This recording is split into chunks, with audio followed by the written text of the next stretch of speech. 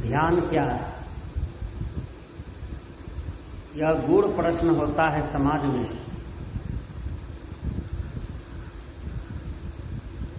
ध्यान उसे कहते हैं, व्याकरण में है ध्येय चिंतियां और ल्यूट प्रत्यय है। ध्येय चिंतियां ल्यूट प्रत्यय से निष्पन्न ध्यान शब्द का होता है। ध्यान का मतलब होता है अपने आप में उतर करके अपने को जानना, अपने आप में उतर करके अपने को देखना, अपने आप में उतर करके अपने को झांकना, इसी को ध्यान कहते हैं। ध्यान ध्येय यानी लक्ष्य, यान चलना,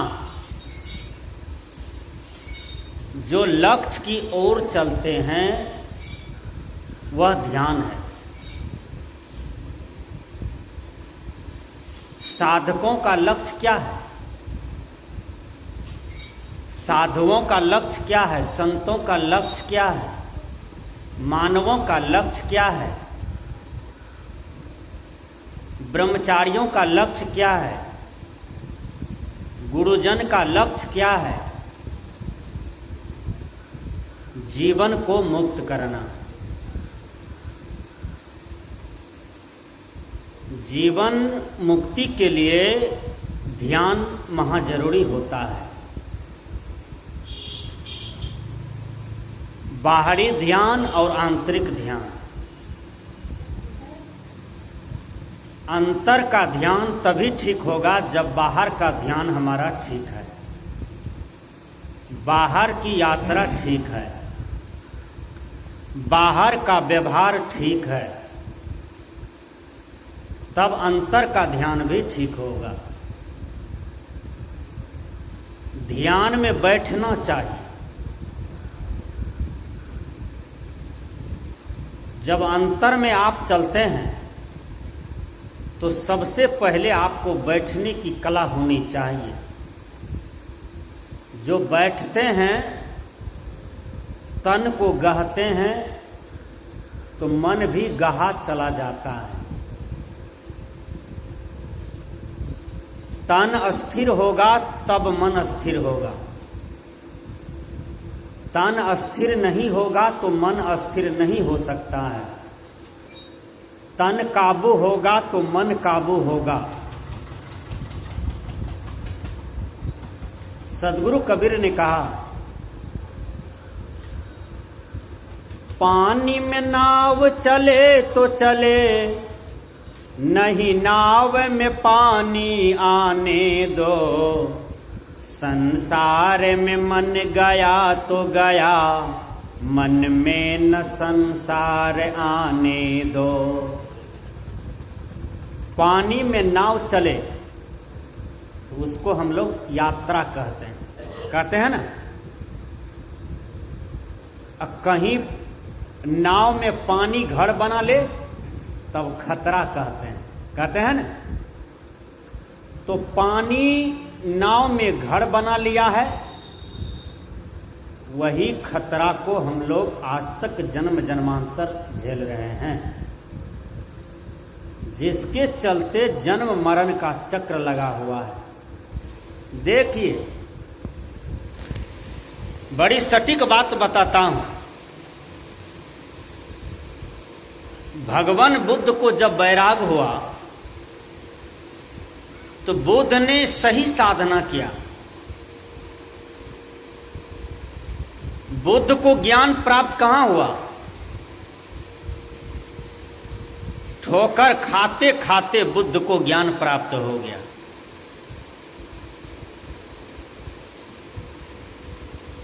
आज मनुष्य को ठोकर भी लगता है, वह इतना पतित हो गया है कि फिर भी अपने जीवन के आचरण को सुधार नहीं करना चाहता है।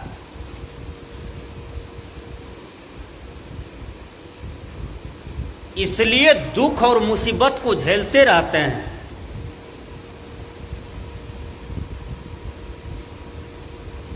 इंसान को सुधर जाना चाहिए। एक शायर ने कहा, गलती करे चेत जाए उसे इंसान कहते हैं। जो गलती करे चेत जाए उसे इंसान कहते हैं। जो कभी गलती न करे उसे भगवान कहते हैं। माता पिता गुरु का जो सेवा करे उसको संतान कहते हैं। देखिए शब्द पर ध्यान दीजिए, कितना बढ़िया है।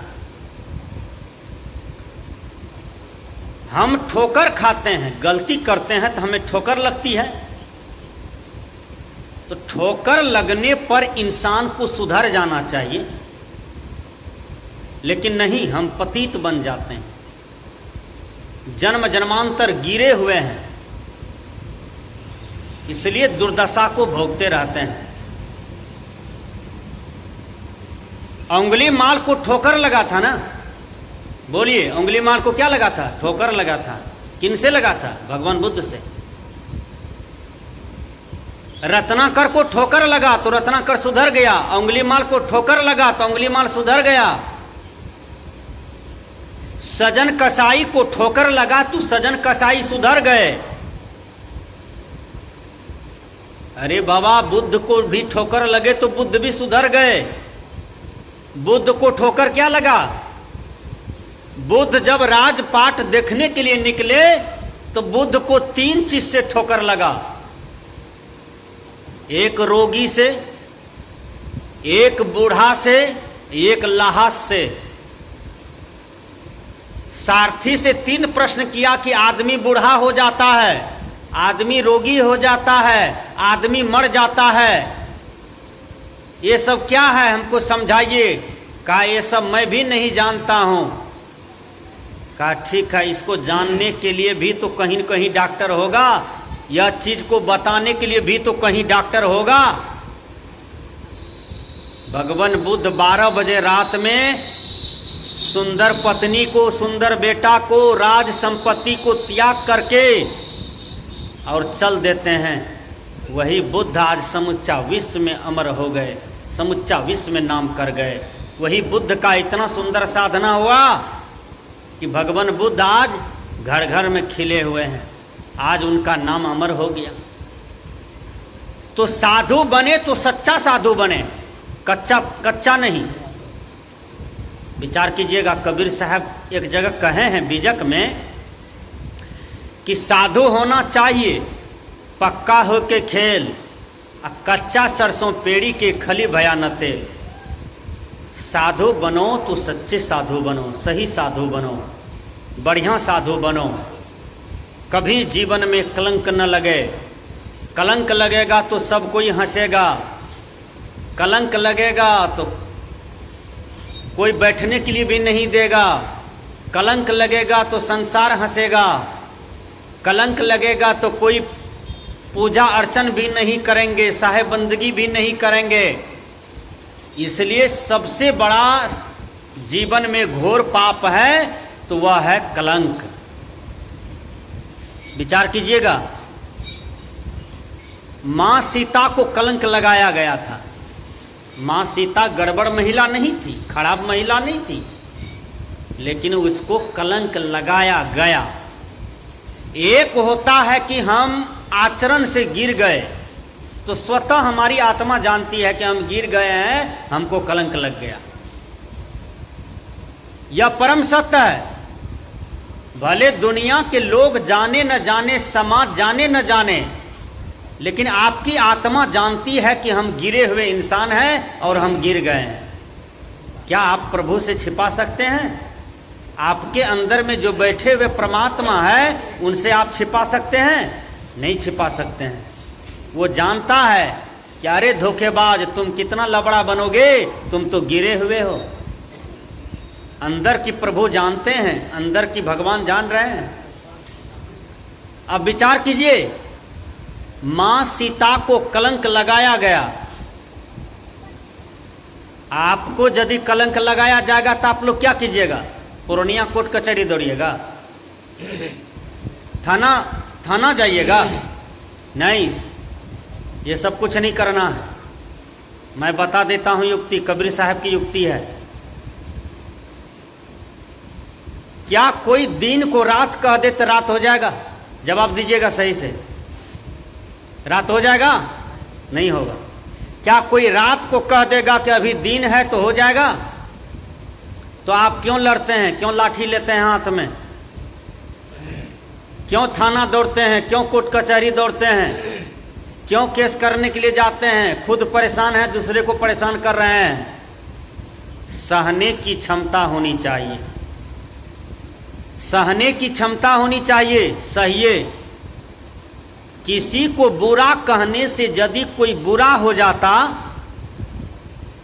तब तो हो गया, पूरा संसार आज बुराई की भंडार पर बैठा रहता।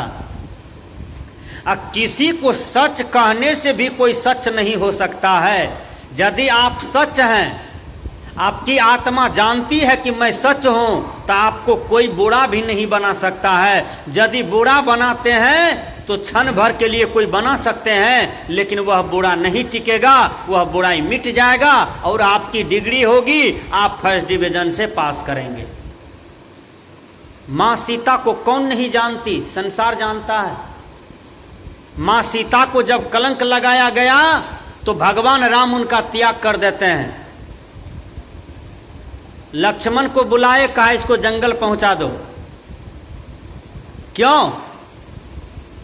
लक्ष्मण रोने लगे, कहा भैया इतना अनर्थ आप मत कीजिए।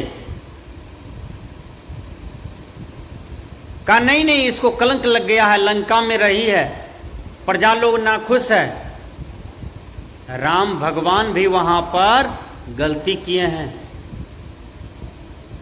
कोई भी प्रश्न है तो उसको विवेक से देखना चाहिए कि प्रश्न गलत है कि प्रश्न अच्छा है। प्रश्न भी गलत होता है। जब प्रश्न गलत होगा तो उत्तर भी गलत होता है। अब प्रश्न सही होगा तो उत्तर सही होगा। भगवान राम की वहां पर भूल है, गलती है। मां सीता बेचारी जब से भगवान राम के हाथ पकड़ी तब से सीता के जीवन में दुख ही दुख हुआ है और रोते रोते मर गई सती नारी। विचार कीजिएगा, रोते रोते चली गई मां सीता, मिट्टी में समा गई, लेकिन कभी सुख की नींद नहीं सोई मां सीता। विचार कीजिएगा, कितना पतिव्रता थी, कितना सती थी। लक्ष्मण रोने लगते हैं, भैया इतना बड़ा अनर्थ मत कीजिए, प्रश्न गलत है जनता का, प्रजा लोगों का। कहा नहीं, प्रजा जो कहेगा हम वही करेंगे। एक इंस्पेक्टर था, इंस्पेक्टर